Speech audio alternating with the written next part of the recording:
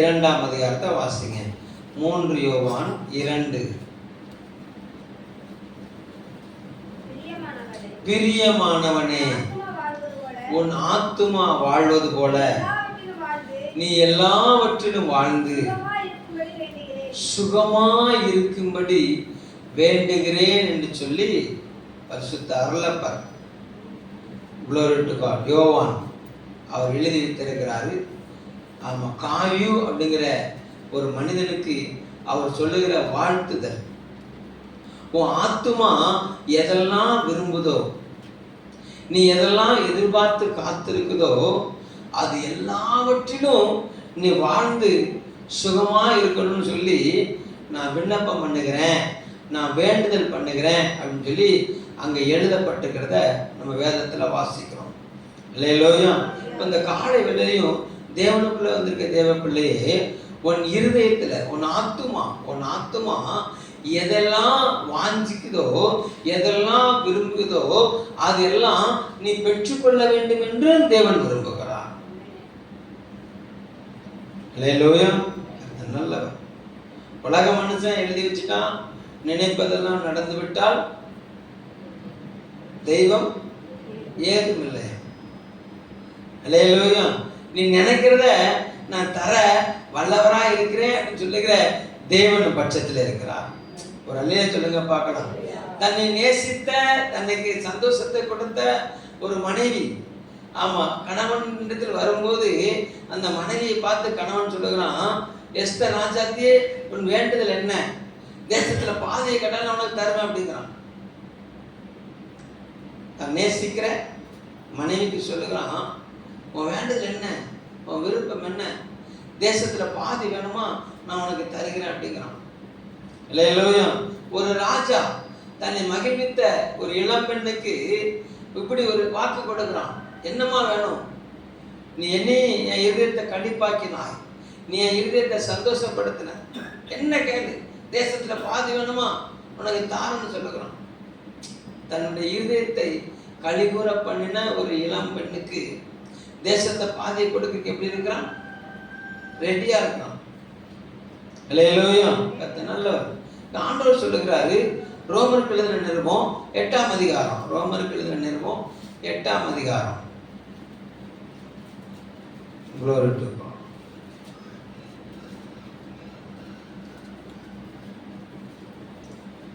32வது வசனத்தை வாசி.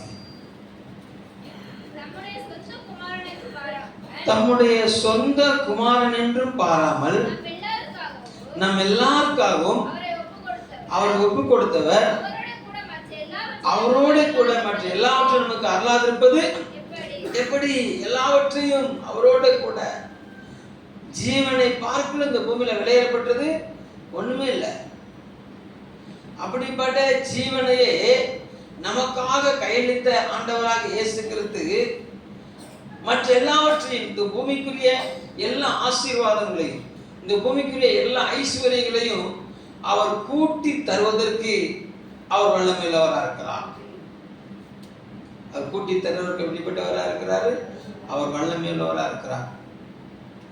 நாளாகமத்தின் புஸ்தகம் 1 நாளாகமம் 4ஆம் அதிகாரம் 10வது வசனத்தை வாசிங்க. 1 நாளாகமத்தின் புஸ்தகம் 4:10.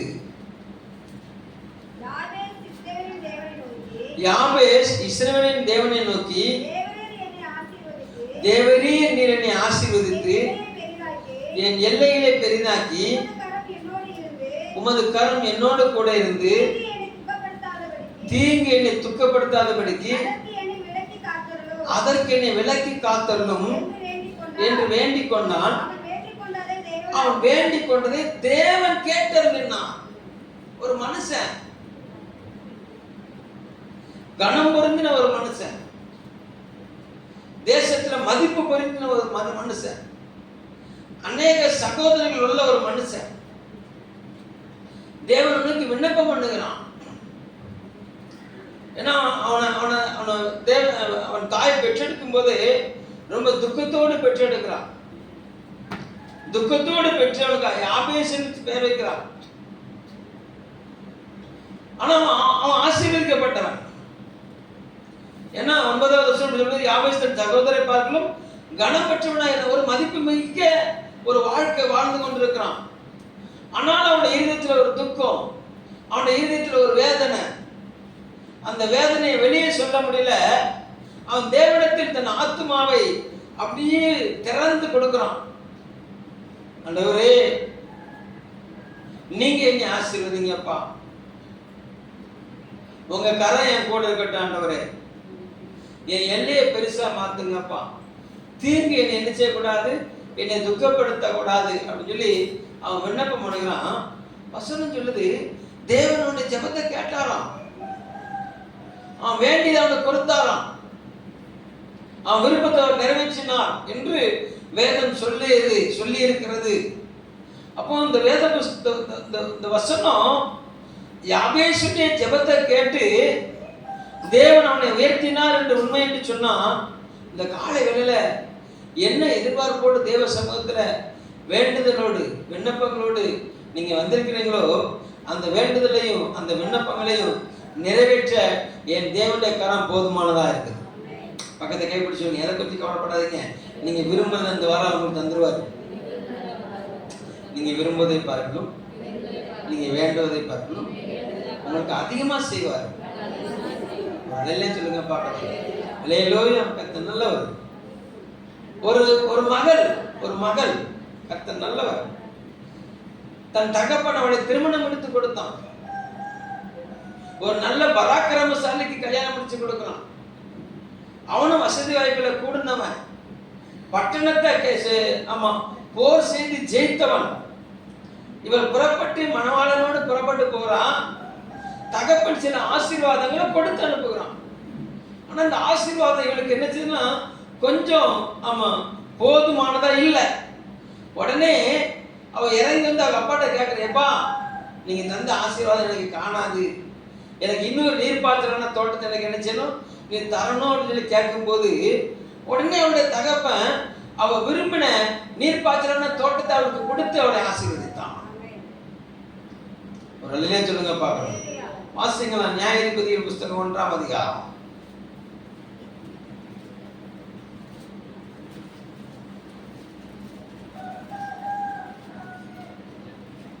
Glory to God. கர்த்தர் நல்லவர்.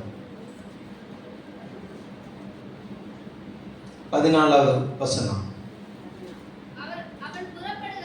அவள் புறப்படுகையில் என் தகப்பனிடத்தில் ஒரு வயல்வெளியை கேட்க வேண்டும் என்று தன் கணவனிடத்தில் உத்தரவு பெற்றுக்கொண்டு கழுதையின் மேல் இருந்து இறங்கினாள்.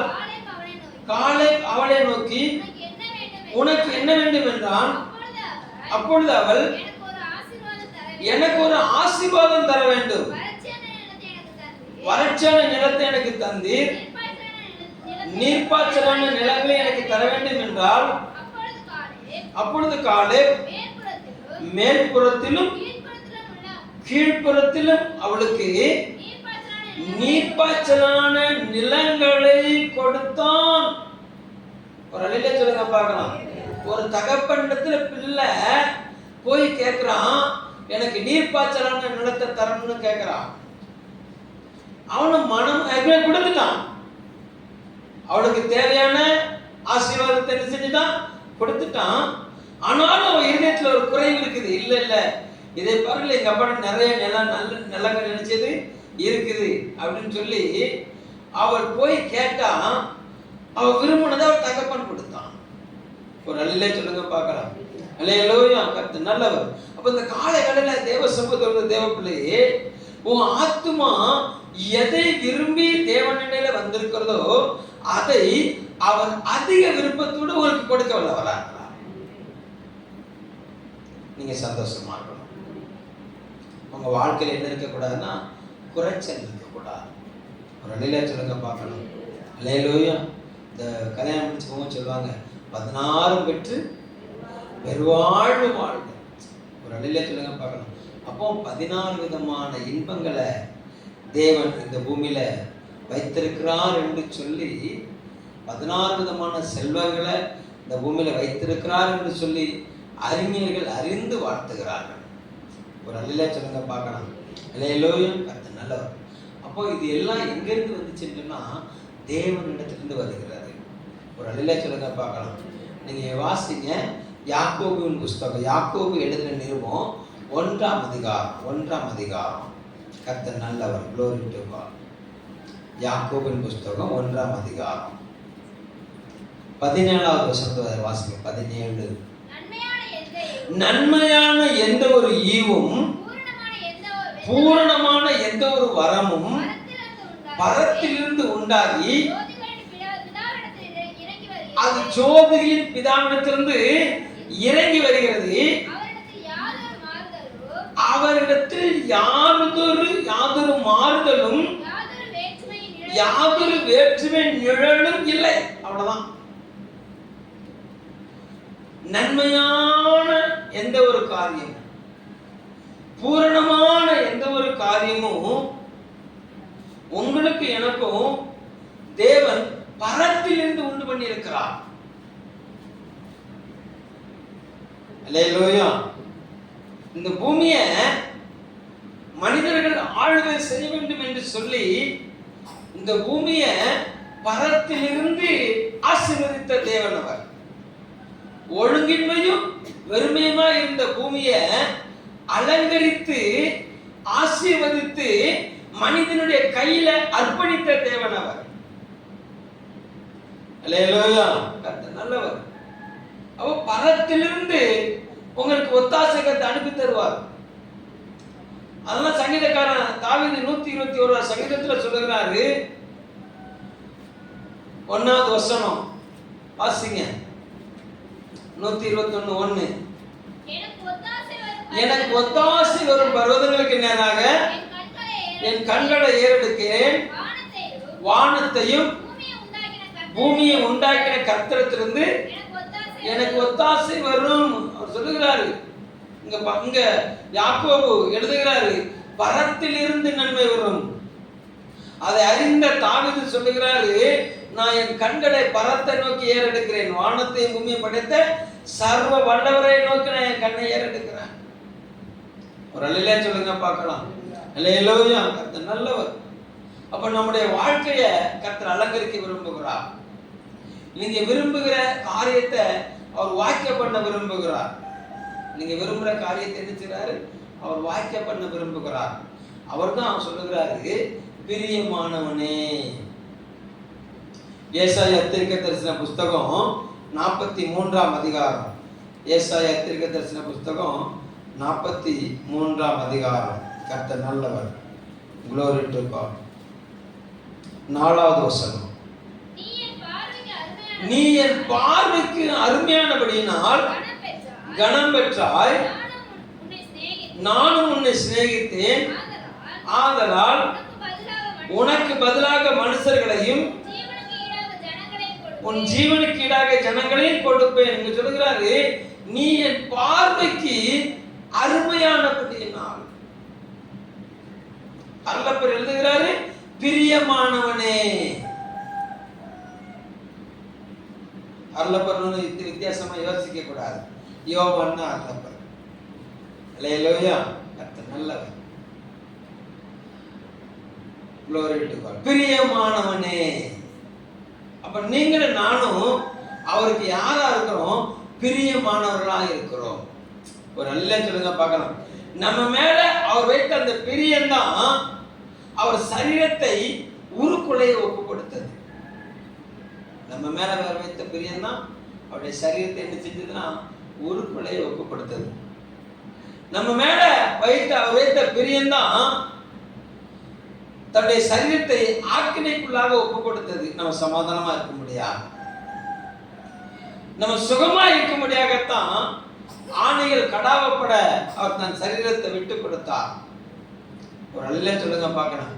நம்ம மேல அவர் வைத்த பிரியம் அலாதி பிரியம். அல்லேலூயா. இன்னைக்கு நேற்று வச்ச பிரியம் கிடையாது. நீங்க உருவாகிறதுக்கு முன்னாலேயே ஒரு முறை பிரியமா வச்சு பார்க்கிறார்.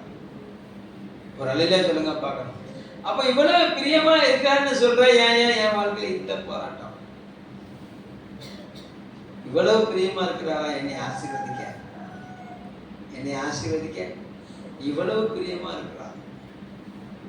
அல்லேலூயா. கர்த்தர் நல்லவர். அவர் எதிர்பார்க்கிறாரு. என்ன எதிர்பார்க்கறா? பெற்றுக்கொள்ள நீ ஆயத்தமாகணுமே. அவருடைய நேசத்தை, அவருடைய நேசத்தின் உச்சிதத்தை சுதந்திரிக்க நம்ம என்ன சொல்லணும்னு சொன்னா ஆயத்தமாக வேண்டும் என்று கர்த்தர் விரும்புகிறார். ஒரு அல்லேலூயா சொல்லுங்க பார்க்கலாம். அல்லேலூயா. அப்போ இன்னைக்கு வாசிச்ச அந்த வேத பகுதியை திருப்பிக் கொள்ளுங்க. யோவான் 3 யோவான் 1வது வசனத்தை வாசிங்க. 3 யோவான் 1.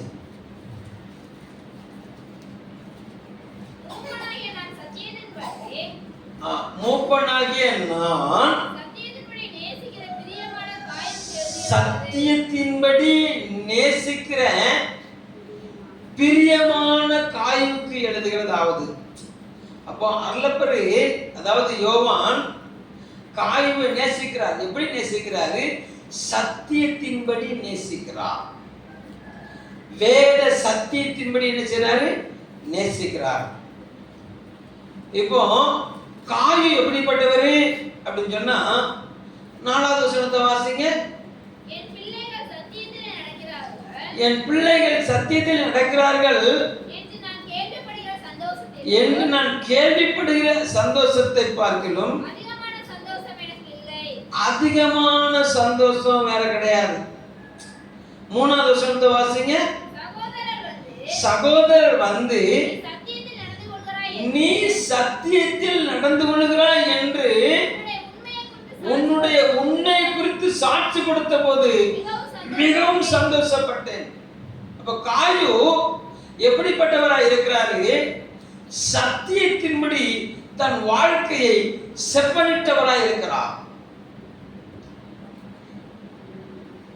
யோவான் எப்படி எழுதுகிறாரு? நான் சத்தியத்தின்படி உன்னை நேசிக்கிறேன். வேத சத்தியத்தின்படி, தேவனுடைய உடன்படிக்கையின் திட்டத்தின்படி நான் உன்னை நேசிக்கிறேன். அல்லேலூயா. காயு எப்படி வாழுகிறார் அப்படின்னு சொன்னா சத்தியத்தின்படி வாழுகிறார். வேத சத்தியத்தின்படி தன் வாழ்க்கையை அவர் நினைச்சாரு, செப்பனிட்டு கொண்டார். ஒரு அல்லேலூயா சொல்லுங்க பார்க்கலாம். அல்லேலூயா. கர்த்தர் நல்லவர். அப்ப இன்னைக்கு நம்முடைய வாழ்க்கை சத்தியத்தின்படி கட்டி எழுப்பப்பட வேண்டும். நம்முடைய வாழ்க்கை எதன்படி எழுப்பப்பட வேண்டும்? சத்தியத்தின்படி. அப்போ யோவான் சுவிசேஷ புத்தகத்தில் எழுதுகிறாரு, 8ஆம் அதிகாரம் 32வது வசனத்தை சொல்லுகிறாரு. என்ன சொல்லுகிறாரு? மனப்பாடமா இருக்கணும் இந்த வசனம் எல்லாம். சத்தியத்தையும் அறிவீர்கள், சத்தியம் உங்களை என்ன செய்யும்? விடுதலையாக்கும். நம்ம அறியாத காரியமே கிடையாது. நம்ம அறியாத காரியமே கிடையாது பூமிக்குரிய காரியத்துல. அல்லேலூயா. சொல்லாரு, சத்தியத்தை அறிந்து கொள், சத்தியம் என்ன செய்யும்? விடுதலையாக்கும். அல்லேலூயா. நல்லவர்.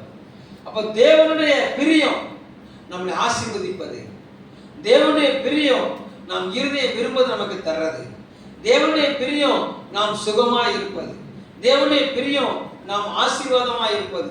ஒரு தகப்பன் தன்னத்தில் இறங்கி வந்து கேட்ட மகளுக்கு, ஆமா போ போ போ, உனக்கு இதுக்கு மேல உனக்கு ஒண்ணு கொடுக்க முடியாது அப்படின்னு சொல்லாம, கிழக்குலையும் மேற்குலையும் இருக்கிற நீர்ப்பாத்திர தோட்டத்தை கொடுத்தது உண்மைன்னு சொன்னான்.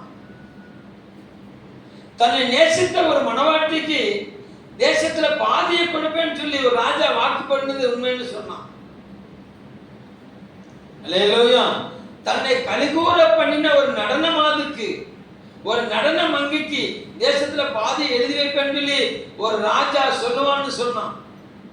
வாக்கு பண்ணினது நிமித்தம், ஆமா யாரும் நம்ம குற்றப்படுத்திட கூடாதுக்காக சொன்னதை செஞ்சே ஆகணுங்கிறதுக்காண்டி அவ கேட்டதை கொடுத்தான்னு சொன்னான்.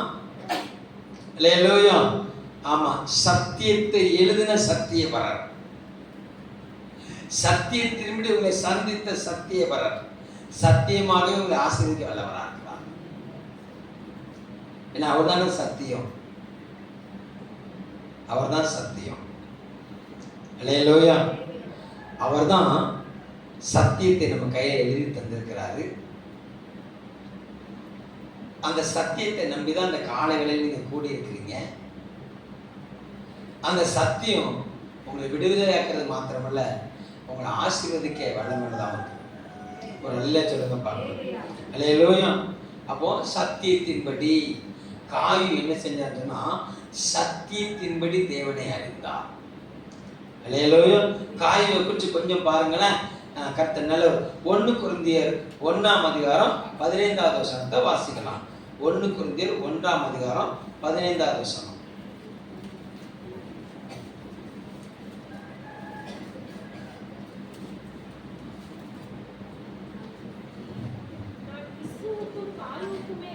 நான் கிறிஸ்துவுக்கும் காயுவுக்குமே அன்றி உங்களில் வேறு ஒருவனுக்கும் ஞானஸ்நானம் கொடுக்கவில்லை. போதும். அப்போ நல்லா கவனிங்க. காயு யாரு அப்படின்னு சொன்னா மக்கதோனியா தேசத்துல இருக்கிற தெர்பை அப்படிங்கிற ஒரு வம்சத்தை சேர்ந்தவன். அதுக்கு அடையாளம் கர்த்தர் நல்லவர். glory to God. ஆமா. ரோமர் அப்போஸ்தலர் 19:29 வாசிங்க. அப்போஸ்தலர் 19:29.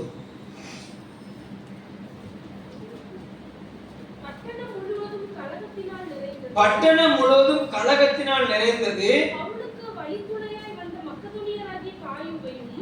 பவுலுக்கு வழித்துணையாய் வந்த மக்கதோனியராகிய காயு. போதும். 20ஆம் அதிகாரம் 4வது வசனம்.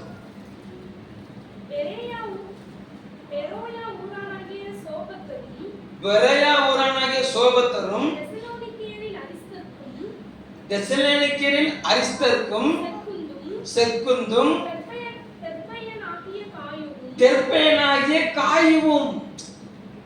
ஏன் இந்த வசனத்தை நான் உங்களுக்கு வாசிக்க சொன்னா, பவுல் எபேசு பட்டணத்துல ஊழியம் பண்ணிக்கிட்டு இருக்கிறார். எபேசு பட்டணத்துல இவர் ஊழியம் பண்ணிக்கிட்டு இருக்கும்போது அங்க பெரிய போராட்டம் உண்டாகுது, கலகம் உண்டாகுது. அந்த மிகப்பெரிய போராட்டத்தின் மத்தியிலையும் கலகத்தின் மத்தியிலையும் பவுலுக்கு வழித்துணையாய் நின்றது காயு. தேவ ஊழியனுக்கு பக்கபலமாய் நின்றது யாரு? காயு. அல்லேலூயா. அதனாலதான் யோவான் அழகா எழுதுகிறாரு, பிரியமானவனே பிரியமானவனே. போராட்ட களத்திலையும் தேவ சமூகத்துல தேவனுக்காக தேவ ஊழியனோடு நின்றவன். போராட்ட களத்துல ஒரு அல்லேலூயா சொல்லுங்க பார்க்கலாம். யூதன் கிடையாது, தெர்பையன். இஸ்ரவேல் கோத்திரத்தான் கிடையாது, பிரஜாதியான். பவுலின் மூலம் கிறிஸ்துவை அறிந்த மாத்திரத்துல அவர் பவுலின் கையினால ஞானஸ்நானம் பெற்றார். சத்தியத்தின்படி தன் வாழ்க்கையை கிறிஸ்துவுக்கு ஒப்பு கொடுத்தார். ஒரு அல்லேலூயா சொல்லுங்க பார்க்கலாம். அல்லேலூயா.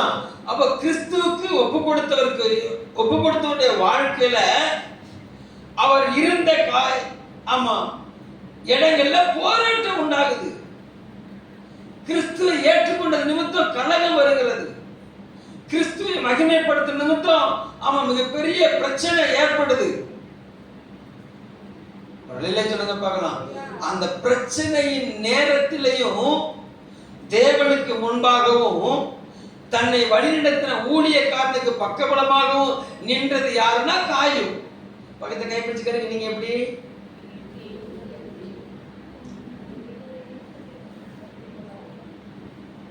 ஹலோ, நல்லா இருக்கீங்களா? அன்பாயிருப்பேன் என்று சொன்னார்கள், அலட்சியமாய் விட்டு போனார்கள். அப்படி இல்லை நீங்க. அல்லேலூயா.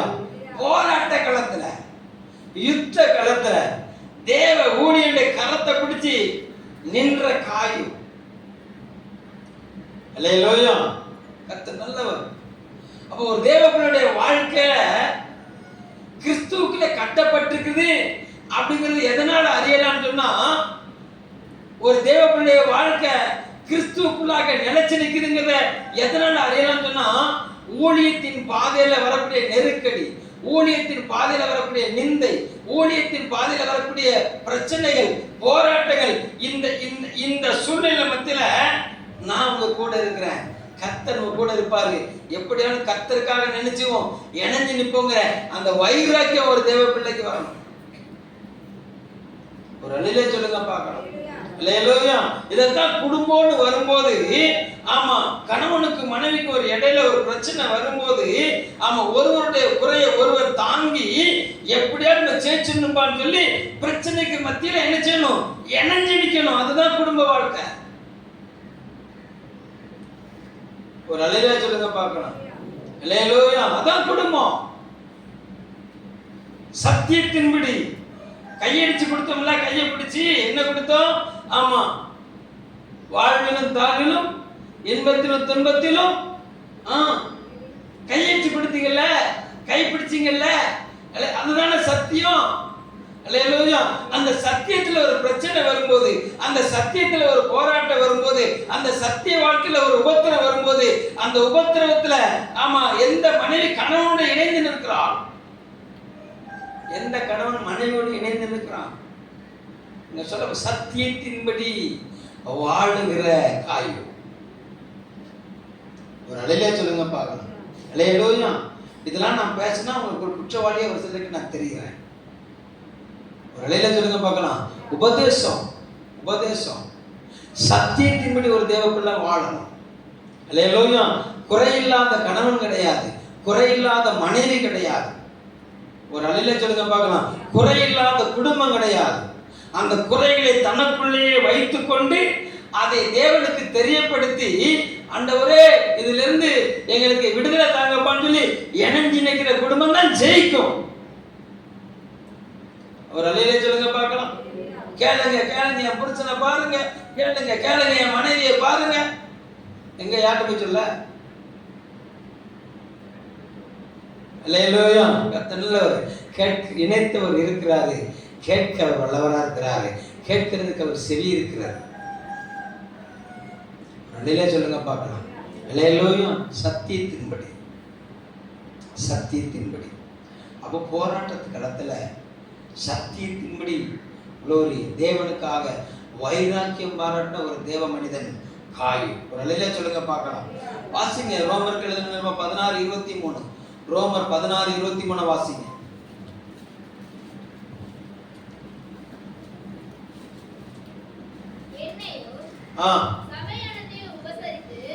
என்னையும் சபை அனைத்தையும் உபசரித்து வருகிற காயு. போதும். காயோட அந்த மேன்மையை பாருங்க, காயோடைய வாழ்க்கையின் தன்மையை பாருங்க. அவர் வசனத்தை ஏற்றுக்கொண்டாரு. ஃபர்ஸ்ட் பவுலின் கையால என்ன செஞ்சாரு? ஞானஸ்நானம் எடுத்தாரு. ஞானஸ்நானம் எடுத்த நாட்களில் அந்த காலகட்டத்தில் ஊழியர் பாதையில் வந்த உபத்திரவத்தின் மத்தியில தேவனுக்கு முன்பாகவும் ஊழியக்காரனுக்கு முன்பாகவும் கர்த்தர் நல்லவர், தைரியமாய் நின்றவர். இங்க என்ன சொல்லுகிறாரு? என்னையும் சபையையும் வாசிங்க மாத, என்னையும் சபை அனைத்தையும் உபசரித்து வருகிற காயு. என்னையும் சபை அனைத்தையும் யார் உபசரிச்சாங்களா? பவுல் இல்ல, பவுலையும் சபையும் யார் உபசரிச்சாங்களா? காய் உபசரிச்சா, காய் விசாரிச்சா. ஒரு அலையிலே சொல்லுங்க பார்க்கலாம். ஏன் அலையிலே சத்தம் வர மாட்டேங்கி? அல்லேலூயா. நம்முடைய இருதயம் நம்மளை யாராவது உபசரிச்சிட மாட்டாங்களா? நம்மளை யாராவது விசாரிச்சிட மாட்டாங்களா? ஒரு அலையிலே சொல்லுங்க பார்க்கலாம். அல்லேலூயா. எனக்கு ஒரு ஆதங்கம், நான் உங்க வீட்டுக்கு வரலன்னு சொல்லி எத்தனை பேர் ஆதங்கப்பட்டிருக்கேன். இவரை என்னை விசாரிச்சு ரொம்ப நாள் ஆச்சுது. அல்லேலூயா. இப்ப நான் யோசிச்சுக்கிறேன், ஒரு 50 குடும்பத்துக்கு மேல இருந்திருக்கிற யாராட்டு ஒரு ஆள் போன் பண்ணி என்ன நல்லா இருக்கீங்களா, என்ன சாப்பிட்டீங்களா யாராட்டு ஒரு ஆள் கேட்டாங்களா?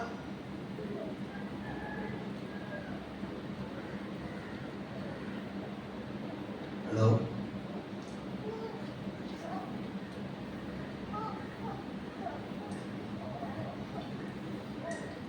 ஹலோ, இருக்கிறீங்களா? விளங்குதா உங்களுக்கு?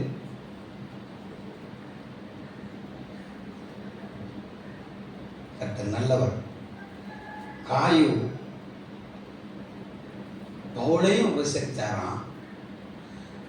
பவுல் மூலமாக சந்திக்கப்பட்ட சபையும் அவர் உபசரிச்சாராம்.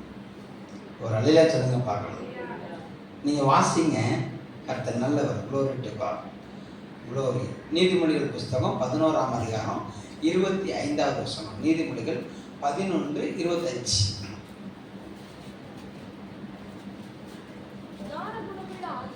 உதார குணமுள்ள ஆத்துமா செழிக்கும். எவன் தண்ணீர் பாய்ச்சுகிறானோ அவனுக்கு தண்ணீர் பாய்ச்சப்படும். போதும். ஆத்துமா செழிக்கும். உன் ஆத்துமா என்ன செய்யும்? உன் ஆத்துமா வாழ்வது போல உன் ஆத்துமா செழிக்கணும் அப்படின்னு சொன்னா நம்முடைய வாழ்க்கையில என்ன குணம் இருக்குன்னா, உதார குணம் இருக்கணும், தயாள குணம் இருக்கணும். ஒரு அலையில சொல்லுங்க பார்க்கலாம். அல்லேலூயா. கர்த்தர் நல்லவர். கொரிந்தியருக்கு எழுதின நிருபத்தை நீங்க திருப்பி பார்த்தீங்கன்னு சொன்னா, வாரி இறைத்தான். 2 கொரிந்தியர் 9 8-9 வசனத்தை வாசிக்கலாம். மேலும் நீங்கள் எல்லாவற்றிலும் எப்பொழுதும் சம்பூர்ணமுடையவர்களாயும் சகலவித நற்கிரைகளிலும் பெருகிறவர்களாய் இருக்கும்படியாக தேவன் உங்களிடத்தில் சகலவித கிருபையையும் பெருக செய்ய வல்லவராய் இருக்கிறார். வாரி இறைத்தான், ஏழைகளுக்கு கொடுத்தான், அவனுடைய நீதி என்றென்றைக்கும் நிற்கும் என்று எழுதியிருக்கிறபடி ஆகும். விதைக்கிறவனுக்கு விதையையும் புசிக்கிறதுக்கு ஆகாரத்தையும் அளித்து உங்களுக்கு விதையை அளித்து உங்களை அதை பெருக பண்ணி உங்கள் நீதியின் விளைச்சலை வர்த்திக்க பண்ணுகிறார். 7வது வசனத்துல சொல்லுகிறப்ப வாசிக்கிறவங்க, அவனவன் விசனமாயும் அல்ல கட்டாயமாயும் அல்ல, தன் மனதில் நியமித்தபடியே கொடுக்க கடவன். உற்சாகமாய் கொடுக்கிறதில் தேவன் பிரியமாய் இருக்கிறார். 6வது வசனம், பின்னும் நான் சொல்லுகிறது என்னவெனில், சிறுக விதைக்கிறவன் சிறுக அறுப்பான், பெருக விதைக்கிறவன் பெருக அறுப்பான். அல்லேலூயா. அப்போ நம்ம விரும்புறது நடக்கணும், நம்ம ஆத்மா செழிக்கணும். அல்லேலூயா. ஆண்டவர் சொல்றாரு, வாரி இறைத்தான் விருத்தி அடைந்தான். காயு தேவனுக்கு முன்பாக நின்று தேவ ஊழியனையும் போஷித்தாரு, தேவ சபையும் உபசரித்து போஷித்தார். ஒரு அழிலே சொல்லுங்க பார்க்கலாம். அக்காக நீங்க எல்லாரும் போஷிங்கன்னு சொல்லி சொல்ல வரலன்னா, நீங்க யாரும் எனக்கு கொடுக்கலன்னு நான் சொல்லவும் வரல. ஒரு அழிலே சொல்லுங்க பார்க்கலாம். எந்த ஆத்துமா விரும்பினது நடக்கும் அப்படின்னு சொல்லி சொன்னா, உதார குணமுள்ள ஆத்துமா. நீங்க மற்றவர்களுக்கு கொடுக்கும்படியாக உங்க இருதயம் தயாளமா மாறும், உங்க இருதயம் விசாலமா மாறும். உங்க இருதயம் என்ன செய்யணும்? விசாலமா மாறும். உள்ளவன் எவனோ அவனுக்கு என்ன செய்யணும்? கொடுக்க. ஒரு அழிலே சொல்லுங்க பார்க்கலாம். அல்லேலூயா. கர்த்தர் நல்லவர். அப்ப நம்முடைய வாழ்க்கையில நம்முடைய ஆத்துமா எல்லாவற்றிலும் வாழ்ந்து சுகமா இருக்கணும்னு சொல்லி நினைச்சாரு. ஆண்டவர் விரும்புகிறார். ஆண்டவர் விரும்புகிறார். அல்லேலூயா. நல்லவர். இப்ப சங்கீதக்காரன் தாவீது தேவ சமூகத்துல சொல்லுகிறார் பாருங்க. 119:25 சங்கீதம் 119:25. என் ஆத்துமா மண்ணோடு ஒட்டி இருக்குது. போதும், கொஞ்சம் நிப்பாட்டுங்க. ஆத்துமா எங்க ஒட்டி இருக்கணும் அப்படின்னா, ஆத்துமா தேவனிடத்துல செஞ்சிருக்கணும்.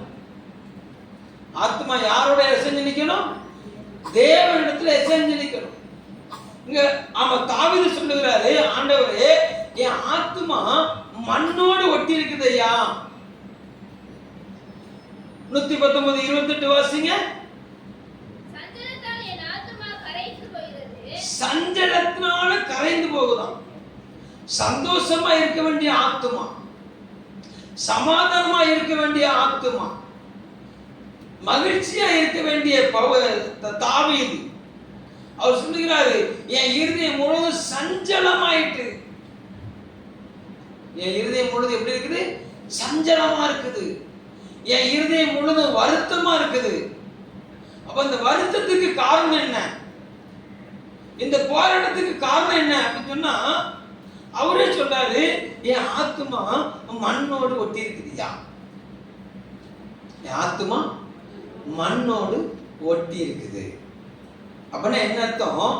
என் ஆத்துமா பூமியோடு இசைந்து இருக்கிறது. என் ஆத்துமா எதோடு இசைந்து இருக்குது? பூமியோடு இசைந்து இருக்குது. ஒரு மனிதன் வருகிறான், இயேசுவில் வருகிறான், நல்ல போதகரே, நித்திய ஜீவனை பெற்றுக்கொள்வதற்கு நான் என்ன செய்யணும்? எதை பெற்றுக்கொள்வதற்கு? அப்போ அவர் சொல்றாரு, நான் பிரமாணத்தை எழுதி கொடுத்துருக்கேனப்பா, அதை நீ கை கொள்ளு அப்படின்னு சொல்லும்போது அவன் சொல்றான், ஐயா, சின்ன பிள்ளையில இருந்தே நான் அதை நடத்தி செஞ்சுட்டே வரேன். என் தகப்பனை தாயும் கனம் பண்ணுகிறேன். நான் களவு செய்யல, நான் விபச்சாரம் பண்ணல, நான் வேசித்தனம் பண்ணல, நான் கொலை செய்யல. பிதாவாகிய தேவனை மாத்திரம் நான் விசுவாசிக்கிறேன், அவரை மாத்திரம் நான் நம்புறேன். அது சிறு பிராயத்திலிருந்தே கடைபிடிச்சிட்டு வரேன்.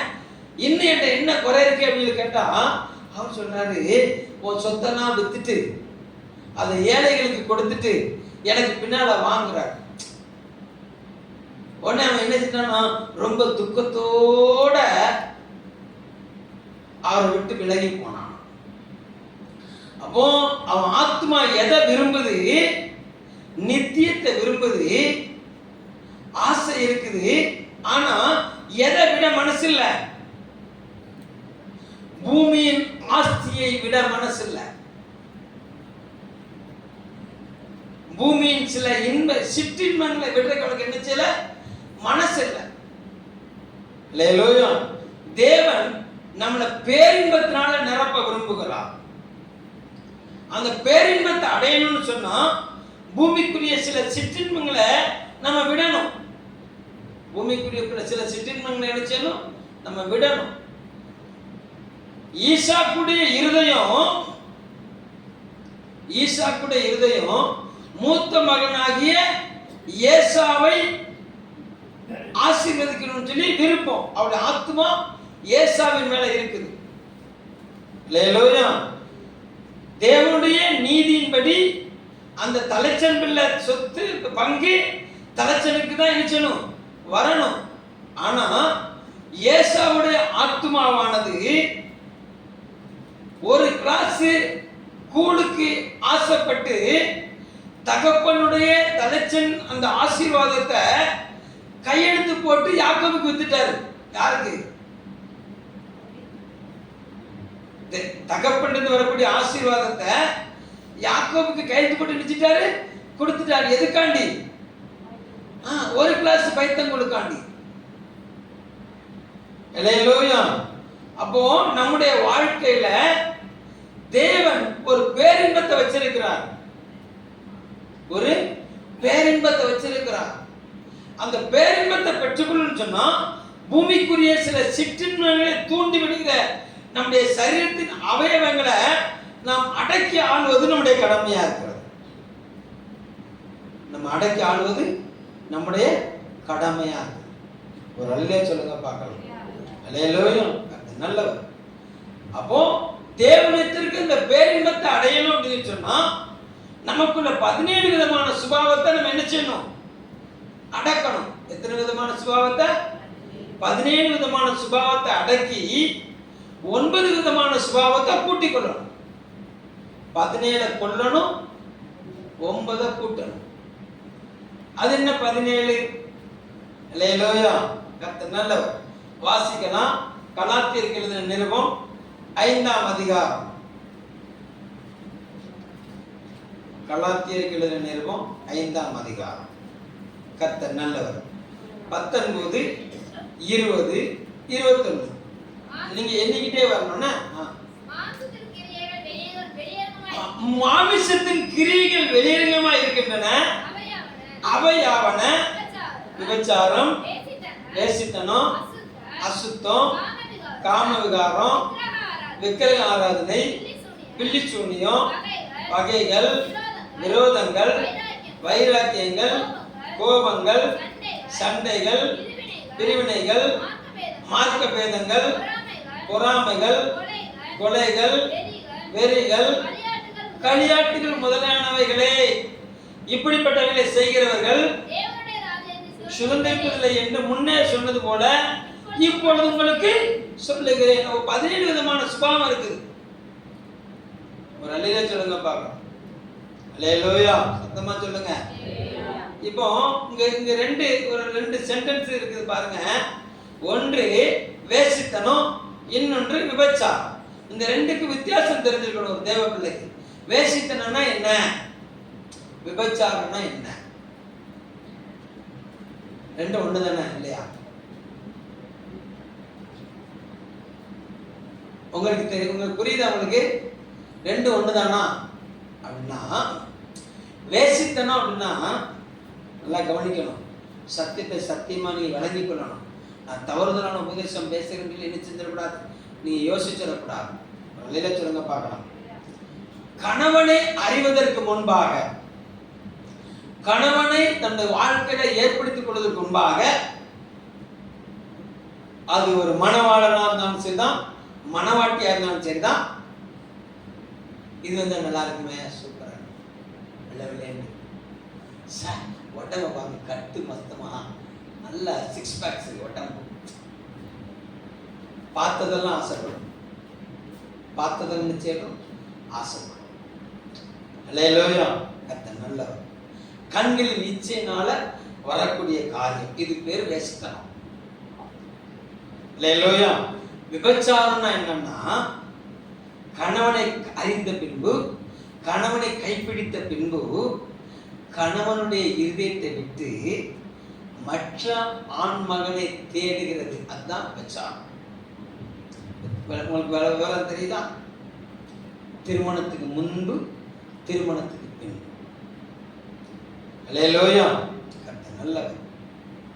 அப்போ சில காரியங்கள் நம்மளை அட்டாக் பண்ணுது, சில காரியங்கள் நம்மளை அட்டாக் பண்ண வருது. அப்போ எந்த ஒரு மனுஷன் அவனுடைய ஆத்துமாவை தேவனிடத்தில் ஒட்ட வைத்திருக்கிறானோ, அந்த ஆத்துமா தன் சரீரத்தை அடக்கி ஆளும். தன் சரீரத்தை அடக்கி ஆளும். எந்த ஒரு மனிதன் தன் ஆத்துமாவை சரீரத்தின் இஷ்டத்துக்கு விட்டுக் கொடுக்கிறானோ, அந்த மனிதனுடைய ஆத்துமாவை சரீரம் அடக்கி ஆளும். சரீரம் என்ன செய்யும்? அடக்கி ஆளும். அல்லேலூயா. அதுதான் பவுல் எழுதும்போது சொல்லுகிறாரு, ரோமருக்கு எழுதின நிருபம் 8ஆம் அதிகாரம் 1வது வசனத்தை வாசிங்க. ரோமர் 8:1. ஆனபடினால் கிறிஸ்து இயேசுக்கு உட்பட்டவர்களாய் இருந்து மாமிசத்தின்படி நடவாமல் ஆவியின்படி நடக்கிறவர்களுக்கு ஆக்கினை தீர்ப்பு இல்லை. அப்ப மாமிசத்தின்படி நடக்க கூடாது. இப்போ ஏசாவுக்கு என்ன வந்துட்டுனா வயிறு பசி வந்துட்டு, ஏசாவுக்கு என்ன வந்துட்டு? வயிறு பசி வந்துட்டு, தாகம் எடுத்துட்டு இப்ப வீட்டுக்கு வராரு. வீட்டுக்குள்ள வந்தா தம்பி பையன் கூழ் கிண்டிக்கிட்டு இருக்கிறாரு. இவர்கிட்ட போய் இப்போ எனக்கு அவசியம் ஒரு கிளாஸ் தான்னு கேட்டா, இவர் என்ன செய்யறாருன்னா, இதான் சாக்கிட்டு ஒரு கிளாஸ் தாரேன், ஆனா அவன் சொத்தை எனக்கு எழுதி தந்துடணும். ஒரு கிளாஸ் தாரேன், உன் சொத்தை எனக்கு எழுதி தந்துடும், எழுதி தந்துடும் அப்படின்னு வரேன். இவர் என்ன செஞ்சிருக்கணும்னு சொன்னா, ஏப்பா வான்ட்டு போய் கேட்டேன் பாரு, உள்ள கொஞ்சம் தள்ளி அடுத்த ரூமுக்கு போனா அம்மா இருக்கா, அதுக்கு அடுத்த ரூமுக்கு போனா பிரியமான அப்பா இருக்கிறாரு. யார் இருக்கா? நேசிக்கிற அம்மா இருக்குது, பிரியமான அப்பா இருக்குது. அல்லேலூயா. அவர்கிட்ட போய் கேட்டா அவர் கொடுக்க போறாரு. அதை விட்டுட்டு வாசல்ல உட்கார்ந்து இருக்கிற இவன்கிட்ட போய் ஒரு கிளாஸ் தான், ஒரு கிளாஸ் தான், ஒரு கிளாஸ் தான் ஆசீர்வதிக்குது. ஒரு அழிலே சொல்லுங்க பார்க்கலாம். அப்போ வாலிப தங்கச்சி உன்னை ஆசீர்வதிக்கிறதுக்கு உங்க அப்பா அம்மா ரெடியா இருக்கிறாங்க. வாலிப தம்பி உன்னை ஆசீர்வதிக்கிறதுக்கு உங்க அப்பா அம்மா ரெடியா இருக்கிறாங்க. நீ யார்கிட்ட கேட்கிற? அதான் பிரச்சனை. வீட்டுக்கு வந்துட்டாருல, எங்க வந்துட்டாரு? வயிறு வனம் செஞ்சாரு, வனத்தெல்லாம் சுத்திட்டு எங்க வந்துட்டாரு? வீட்டுக்கு வந்துட்டாரு. வீட்டுக்கு வந்து ஒரு யார்கிட்ட கேட்க முடியல, அப்பாட்ட வாய் திறந்து கேட்க முடியல, அம்மாட்ட வாய் திறந்து கேட்க முடியல. ஒரு அழிலே சொல்லுங்க பார்க்கலாம். அல்லேலூயா. இங்கேயும் ஒரு சில கிரியைகளை அம்மா அப்பாட்ட மனம் திறந்து பேசுறதுக்கு பிள்ளைகளுக்கு என்ன முடிய மாட்டேங்குது, வாய் வர மாட்டேங்குது. ஆனா சொல்லு சொல்லு டாக்டர்.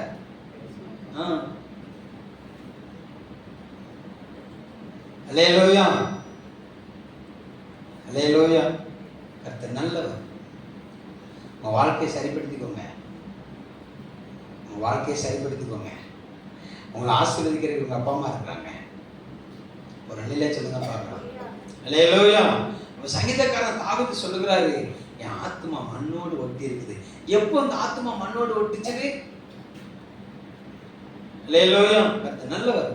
வனாந்தரத்துல அலைஞ்சு திரியும் போது அவருடைய ஆத்மா, சங்கீதம் 42 நீங்க பாத்தீங்கன்னா, என் ஆத்மாவே நீ ஏன் கலங்குற, ஏன் எனக்கு திகைக்கிற, உன் முகத்துக்கு ரட்சிப்பை தருகிற தேவன் நோக்கி காத்துரு அப்படின்னு சொல்லி வனாந்தரத்துல அலைஞ்சிட்டு இருந்த தாவீதுடைய முழு இருதயமும் எதன் மேல ஒட்டி இருந்துச்சுன்னா தேவன் மேல ஒட்டி இருந்துச்சு.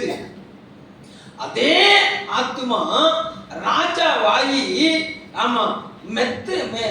இவர் வனாந்தரத்துல இருக்கும் போது தேவன் நினைச்சவரு இப்ப மச்சு பாவப்பட்ட வீட்டுக்குள்ள வந்தா பக்கத்து வீட்டுக்காரர் எட்டி பார்த்துட்டாரு. வந்துச்சு வேணா பாருங்க. இப்ப கதறுது, இந்த ஆத்மா கதறுது, ஆண்டவரே மண்ணுல ஒட்டிட்டியா, மண்ணுல ஒட்டிட்டியா. கர்த்தருடைய ஆலய பிரகாரத்துக்கு வாங்கன்னு சொன்னோன்னே எவ்வளவு சந்தோஷமா இருந்தேன் அப்படின்னு சொல்லி எழுதின அந்த ஆத்துமா பச்சைப்பால் விஷயத்துல தப்பு பண்ணினோன்னு கலங்குது, கதறுது.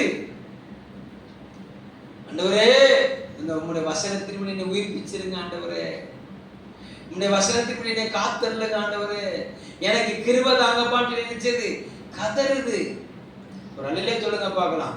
அந்த காலை வேளையில தேவனுக்குள்ள வந்திருக்க தேவ பிள்ளையே, தேவனை நம்பி நில்லு, தேவனை நம்பி நில்லு. நீ தேவனை நம்பி நின்றா யார்த்தையும் வம்பு வழக்குக்கு நீ போக மாட்ட. அல்லேலூயா. யார்த்தையும் நீ வாதாட மாட்ட. நீ வாதாட ஆரம்பிச்சிட்டேன்னாலே நீ தேவனை விட்டு விலகிட்டேன்னு அர்த்தம். என்ன தர்க்கம் பண்றது அவருக்கு பிடிக்காது, சண்டை போடுறது அவருக்கு பிடிக்காது. அல்லேலூயா. ஆபிரகாமை குறிச்சு பாருங்க, லோத்தை பார்த்து சொல்லியிருப்பாங்க, வா நீ வடக்க போனா நான் தெற்க போறேன், நீ கிழக்க போனா நான் மேற்க போறேன்.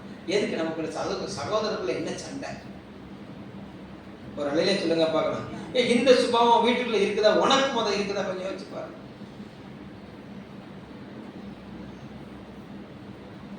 அல்லேலூயா. இதை விவரிச்சு பேசணும்னா நான் உனக்கு விரோதியா நிற்பேன். பாப்ஸ் இப்படிலாம் பேசலாமா அப்படின்னா அப்படிதான் பேசணும். ஒரு அழிலே சொல்லுங்க பார்க்கலாம். அல்லேலூயா. கர்த்தர் நல்லவர். உன் ஆத்மா தேவன் மேல பற்றுதலா இருந்துச்சுன்னா பூமிகளை விட்டுட்டு உமாடி போய்கிட்டே இருப்ப. அல்லேலூயா. என்ன நடந்தாலும் யார் கைவிட்டாலும் புலம்பி திரிய மாட்டே. இப்படிதான் பாடணும். எனக்கு பேர் விசுவாசி. வீடு வீடா என் காரியத்தை போய் சொல்ற. அல்லேலூயா. கர்த்தர் நல்லவர். எங்க கர்த்தரிடத்துல மாத்திரம் தெரியப்படுத்துங்க. புத்தி கெட்டாத தேவ சமாதானம் அவர்கிட்ட இருந்து வரும்.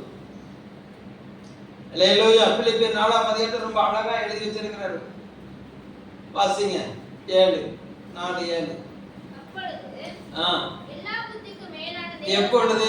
அப்ப 6 வாசிக்கணும்ல. நீங்கள் ஒன்றுக்கும் கவலைப்படாமல் எல்லாவற்றையும் குறித்து உங்க விண்ணப்பங்களை ஸ்தோத்திரத்தோட கூடிய ஜெபத்துல பக்கத்து வீட்டுக்காரிக்கு சொல்லுங்க, ரோட்ல வரவட்டெல்லாம் சொல்லுங்க, ஏத்த வீட்டுக்காரிட்ட போய் சொல்லுங்க, உங்களுக்கு நியாயம் கிடைக்கும். அப்படியா?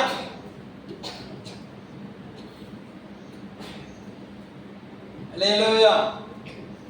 எங்க தெரியப்படுத்தணுமா? தேவனுக்கு தெரியப்படுத்தணும். என்ன கிடைக்குமா? வாசிங்க. புத்தி கிட்டாத சமாதானம் கிடைக்குமா? வாசிங்க.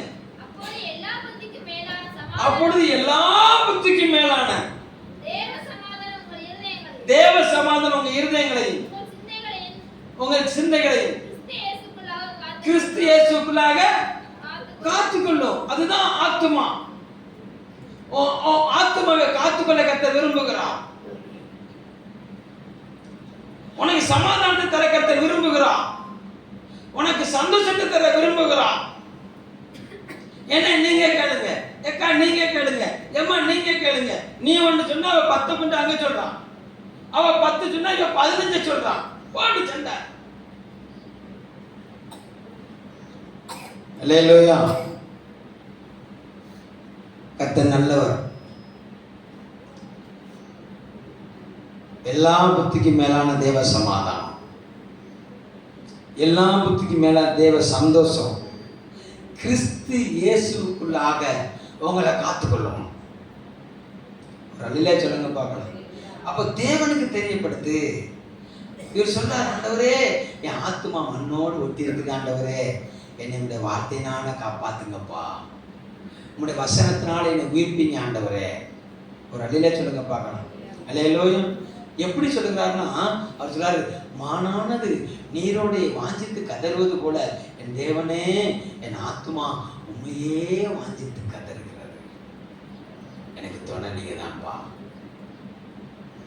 எனக்கு ஆதரவு நீங்க தான்ப்பா, எனக்கு ஒத்தாசை திருப்பார்வங்க நீங்க தான்ப்பா, நான் நம்புகிற நல்ல தெய்வம் நீங்க தான்ப்பா. ஒரு அல்லேலூயா சொல்லுங்க பார்க்கலாம். அல்லேலூயா. அதனால ஒரு தேவ பிள்ளை தேவனோடு செஞ்சிடலைங்க. மனசு மாமிசம் பதறும், மாமிசம் பதறும். அல்லேலூயா. கர்த்தர் நல்லவர். வேதம் சொல்லுகிறது, விசுவாசிக்கிறவன் பதறா. நீ தேவ பிள்ளை, நீ தேவனை விசுவாசிக்கிற பிள்ளை, உனக்கு பதட்டம் வரணுங்கிற அவசியமே கிடையாது. அல்லேலூயா. கர்த்தர் நல்லவர். ஏன்னா அவன் தலையில் இருக்கிற முடிய பூரா அவர் எண்ணி வச்சிருக்கிறார். கூப்பிடுகிற காக்கையை போஷிக்கிறார்னு சொன்னான். அல்லேலூயா. 2 பணத்துக்கு விற்கப்படுகிற 5 தகவலால் குருவிக்கு கர்த்தர் நல்லவர். குளோரிட்டுக்கார். அதுல 1 தரையில விழுந்தாலும் அதுக்கு போஷிக்கிறவர் உண்மையுள்ளவரா இருக்கிறார்னா, ஆமா உனக்காக ஜீவன் கொடுத்தவர். அல்லேலூயா. உன்னை மகிமைப்படுத்தவர் வல்லவரா இருக்கிறார், உன்னை மேன்மைப்படுத்தவர் வல்லவரா இருக்கிறார். ஒரு அல்லேலூயா சொல்லுங்க பார்க்கலாம். அல்லேலூயா. உன் ஆத்துமாவை கர்த்தர் பலப்படுத்துவார். உன் ஆத்துமா சமாதானத்தினால நிரம்பணும்னு சொன்னான். உன் ஆத்துமா தேவனை நோக்கி காத்திருக்கணும். தேவன்கிட்ட மாத்திரம்தான் உன்னுடைய விண்ணப்பம் இருக்க வேண்டும். ஒரு அல்லேலூயா சொல்லுங்க பார்க்கலாம். சங்கீதம் 25:13 சொல்லப்பட்டிருக்குது, கர்த்தருக்கு பயப்படுகிறவனுடைய ஆத்துமா நன்மையில தங்குமா. கர்த்தருக்கு பயப்படுற ஆத்மா எதை ருசிக்குமா? நன்மையை ருசிக்குமா. 35:9 சொல்லுகிறது, ஆமா கர்த்தருக்குள் மகிழுமா. சங்கீதம் 35:9 கர்த்தருக்குள் மகிழும். சங்கீதம் 63:4-5 வாசிங்க. சங்கீதம் 63:4-5 வாசிங்க. நம்ம ஜெபம் பண்ண போறோம். என் ஜீவனுள்ள மட்டும் நான் உம்மை துதித்து உம்முடைய நாமத்தை சொல்லி கையெடுப்பேன். நினத்தையும் கொழுப்பையும் உண்டது போல என் ஆத்துமா திருப்தியாகும். ஒரு அல்லேலூயா சொல்லுங்க பார்க்கலாம். எந்த இருதயம் கர்த்தரை துதிக்குதோ, எந்த இருதயம் கர்த்தரை மகிமைப்படுத்துதோ, அந்த ஆத்துமா எப்படி இருக்குமா? நினத்தையும் கொழுப்பையும் உண்டது போல திருப்தியா இருக்குமா. நீங்க திருப்தியா இருக்க கர்த்தர் விரும்பப்படுறார். ஒரு அல்லேலூயா சொல்லுங்க பார்க்கலாம். அல்லேலூயா. நீதிமொழிகள் 19:2 சொல்லுது, ஆத்துமா அறிவில்லாம நிச்சயக்கூடாதான், இருக்கக்கூடாதான். நீதிமொழிகள் 13:4 சொல்லுகிறது, சோம்பேறியுடைய ஆத்துமா விரும்பி ஒன்னையும் பெற்றுக்கொள்ளாதான். அல்லேலூயா சொல்லுங்க பார்க்கலாம். அல்லேலூயா. அப்போ ஆத்துமா என்ன செய்யக்கூடாது, அறிவில்லாம. அப்படின்னா என்ன அர்த்தம்னா, தேவனே அறிகிற அறிவில்லாமல் ஆத்துமாவை ஒரு மனிதன் வைக்க கூடாது. பூமியில கூடிய எல்லாத்தையும் ஆத்துமா அறிஞ்சிட்டு, பூமிக்குரிய எல்லா சந்தோஷத்தையும் ஆத்துமா அறிஞ்சிட்டு, நானும் சொல்லாரு, அவரை அறிகிற அறிவில நாம் வளர ஒப்பு கொடுக்கும் போது நம்முடைய ஆத்துமா திருப்தியாகும். அவரை அறிகிற அறிவில் நம்ம வளரும் போது நம்முடைய ஆத்துமா சமாதானமா இருக்கும். அவரை அறிகிற அறிவில் வளரும் போது நம்முடைய ஆத்துமா சுகமாய் தங்கியிருக்கும். இந்த பூமியில மாத்திரமல்ல, நித்தியத்திலையும் அவர் சுகமாய் இருக்க விரும்புகிறார். எல்லாவற்றிலும் வாழ்ந்து ஒரு தேவ பிள்ளை சுகமா இருக்கணும். ஒரு அல்லேலூயா சொல்லுங்க பார்க்கலாம். அல்லேலூயா. சமாதானத்தில் நீங்க வாழ்ந்திருக்கணும், சந்தோஷத்தில் நீங்க வாழ்ந்திருக்கணும். ஆமா, சுக வாழ்வுல நீங்க என்ன செஞ்சிருக்கணும், வாழ்ந்திருக்கணும்னு சொன்னா உங்க ஆத்துமா தேவன் மேலே தாகமா இருக்கணும். ஒரு அல்லேலூயா சொல்லுங்க பார்க்கலாம். எல்லாம் தேவ சமுத்திரம் முழங்கால் பண்ணிடுங்க. Glory to God. கர்த்தர் நல்லவர். நீ உங்க ஆத்துமா கலங்க வேண்டாம், உங்க ஆத்துமா திகைச்சு நிற்க வேண்டாம். உங்க ஆத்துமாவை பலப்படுத்த கர்த்தர் வல்லவரா இருக்கிறார். ஏன்னா நீங்க அவருக்கு பிரியமானவர்கள், நீங்க அவருக்கு பிரிய பார்வைக்கு அருமையானவர்கள். அவர்களை கனப்படுத்த விரும்புகிறார், அவர்களை மகிமைப்படுத்த விரும்புகிறார். தேவனை அறிகிற அறிவுல நீங்க வளர்ந்துட்டா போதும். உங்க ஆத்துமாவை தேவனை அறிகிற அறிவுல நீங்க வளர பண்ணி இந்த 17 விதமான மாம்சத்தின் கிரியைகளை ஆவியானவருடைய பலத்தை கொண்டு அழிக்க விட்டு கொடுத்து, நம்ம அந்த ஒரு வசனத்தை வாசிக்க விட்டுட்டோம். நம்ம கலாத்தியர் 5ஆம் அதிகாரம் அந்த 21வது வசனத்துல சொல்லப்பட்டிருக்குது. ஆமா, ஆவின் கனியோ சொல்லி 9 விதமான சுபாவத்தை குறித்து சொல்லப்பட்டிருக்குது. அன்பு, சமாதானம், சந்தோஷம். வாசிங்க பார்க்கலாம், வேகமா வாசிங்க. ஜோம். ஆவின் கனியோ அன்பு, சந்தோஷம், சமாதானம், நீடிய பொறுமை, தயவு, நற்குணம், விசுவாசம், சாந்தம், இச்சையடக்கம். ஒண்ணுமே இல்லை. 9 விதமான காரியத்தை நம்முடைய வாழ்க்கையில பெருக பண்ணுவோம். நம்முடைய ஆத்துமாவோட 9 விதமான காரியத்தை நம்ம வர்த்திக்க பண்ணுவோம். கர்த்தர் நல்லவர். நம்முடைய ஆத்துமாவை கர்த்தர் பலப்படுத்த வல்லவரா இருக்கிறார். எல்லாவற்றிலும் வாழ்ந்து நீங்க சுகமா இருக்கணும். ஞானஸ்தானம் எடுக்கணும். ஞானஸ்தானம் எடுத்தவர்கள் குடும்பத்தை நேர்த்தியாய் கிறிஸ்துவனில நடத்தணும். சபையை விசாரிக்கணும், சபையை போஷிக்கணும். கர்த்தர் நல்லவர். உங்களை கர்த்தர் போஷிக்க வல்லவரா இருக்கிறார். எதை செஞ்சாலும் உற்சாகமா செய்யுங்க, உற்சாகமா செய்யுங்க. கட்டாயத்தோடு அல்ல, மிஷனத்தோடு அல்ல, மன உற்சாகமா கர்த்தருக்கென்று உங்க ஆத்துமாவை நீங்க செலவு பண்ணுங்க. கர்த்தர் உங்களுக்கு உதவி செய்ய வல்லவரா இருக்கிறார். நல்ல ஆண்டவரே, உங்க கரத்துல ஒப்பு கொடுக்கிறோம், உங்க கரத்துல ஒப்பு கொடுக்கிறோம். நீங்க சொன்ன அந்த வார்த்தையின்படி என் ஜனத்தை நாங்கள் வாழ்த்துக்கிறோம். அப்பா பிரியமானவனே, உன் ஆத்துமா வாழ்வது போல என் ஜனத்துடைய ஆத்மா வாழும்படி ஆசீர்வதிக்கிறேன். இருதயம் நிலத்தையும் கொழுப்பையும் உண்டது போல திருப்தி ஆகட்டும் ஐயா, திருப்தி ஆகட்டும் ஐயா. கர்த்தருக்கு பயப்படுவர்களே ஆத்துமா நன்மையில தாங்கும் என்று எழுதப்பட்டிருக்கு. நன்மையை இந்த ஆத்துமா சுதந்திரிக்கட்டும் ஆண்டவரே, சமாதானத்தை சுதந்திரிக்கட்டும் ஆண்டவரே, திருப்தி ஆகட்டும் ஆண்டவரே, தடைகள் விலகட்டும். இயேசுவின் நாமத்தில் ஜெபிக்கிறோம் நல்ல பிதாவே, ஆமென்.